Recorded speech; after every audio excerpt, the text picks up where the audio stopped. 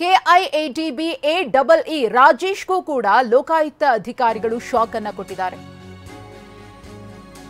KIADB AEE ಆಗಿರುವಂತಹ ರಾಜೇಶ್ ಬೆಂಗಳೂರಿನ ಕೋರಮಂಗಲದ ಮನೆಯಲ್ಲಿ ಚಿನ್ನಾಭರಣ ಪತ್ತೆಯಾಗಿದೆ, ನಗದು ಪತ್ತೆಯಾಗಿದೆ.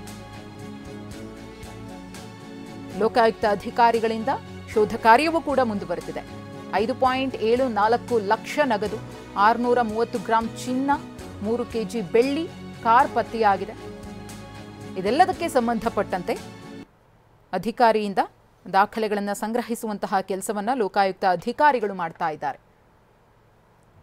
ಗಮನಿಸ್ತಾ ಇದ್ದೀರಿ, ಬೆಂಗಳೂರಿನ ಕೋರಮಂಗಲದ ಮನೆಯಲ್ಲಿ ಸಿಕ್ಕಿರುವಂತಹ ಚಿನ್ನಾಭರಣ. ರಾಜೇಶ್ ಎಇಇ ಆಗಿ ಕೆಲಸವನ್ನು ಮಾಡ್ತಿದ್ದಾರೆ. ಇವರ ವಿರುದ್ಧವೂ ಕೂಡ ಒಂದಷ್ಟು ಆರೋಪಗಳು ಕೇಳಿಬಂದಿತ್ತು. ಹೀಗಾಗಿ ಇವರ ನಿವಾಸದ ಮೇಲೂ ಕೂಡ ದಾಳಿಯನ್ನು ಮಾಡಿದ್ದಾರೆ. ಮನೆಯಲ್ಲಿ ಸಿಕ್ಕ ವಸ್ತುಗಳನ್ನು ಇರಿಸಿ ಫೋಟೋವನ್ನು ತೆಗೆಯಲಾಗಿದೆ. ಇಷ್ಟೆಲ್ಲ ಚಿನ್ನಾಭರಣ, ಬೆಳ್ಳಿ ಆಭರಣ, ನಗದು ರಾಜೇಶ್ ಮನೆಯಲ್ಲಿ ಪತ್ತೆಯಾಗಿದೆ.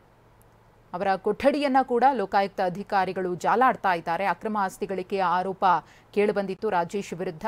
ಯಾರ್ಯಾರ ವಿರುದ್ಧ ಆರೋಪ ಕೇಳಿಬಂದಿತ್ತು, ಈ ರೀತಿಯಾಗಿ ಅಕ್ರಮವಾಗಿ ಆಸ್ತಿ ಗಳಿಕೆ ಮಾಡಿದ್ದಾರೆ, ಗೋಲ್ಮಾಲ್ ನಡೆಸಿದ್ದಾರೆ, ಅಕ್ರಮ ಎಸಗಿದ್ದಾರೆ, ಬೇಡದ ಕೆಲಸಗಳಲ್ಲಿ ಅಧಿಕಾರಿಗಳು ತೊಡಗಿಕೊಂಡು ಭ್ರಷ್ಟಾಚಾರವನ್ನು ಎಸಗಿದ್ದಾರೆ ಅನ್ನೋ ಆರೋಪ ಕೇಳಿಬಂದಿತ್ತು. ಅವರೆಲ್ಲರಿಗೂ ಕೂಡ ಇವತ್ತು ಲೋಕಾಯುಕ್ತ ಅಧಿಕಾರಿಗಳು ಶಾಕ್ ಕೊಟ್ಟಿದ್ದಾರೆ.